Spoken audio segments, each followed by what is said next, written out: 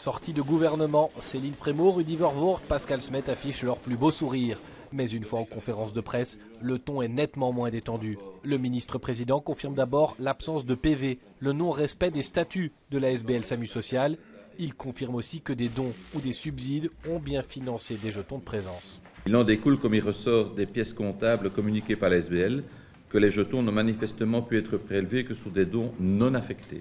Le gouvernement demande donc à l'inspection des finances de mener un audit général des recettes et dépenses du SAMU social.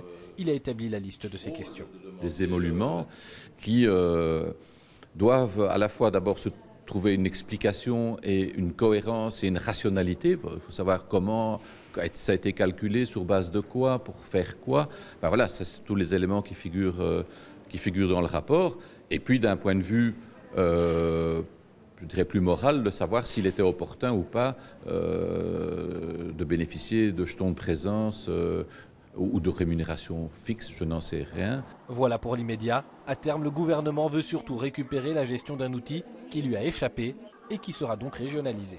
Dès cet après-midi, une cellule de crise va se mettre en place avec les représentants des cabinets ministériels issus de la COCOM. Nous allons rencontrer les structures du SAMU social qui sont encore existantes, la direction, et voir comment on peut prendre une série de mesures à court terme pour assurer bien évidemment l'accueil des sans-abri, comme ça a été le cas depuis 3 ans. Le SAMU social fait travailler entre 160 et 300 personnes selon les saisons. Le gouvernement l'a compris. Il doit éviter d'ajouter une crise sociale à la crise politique.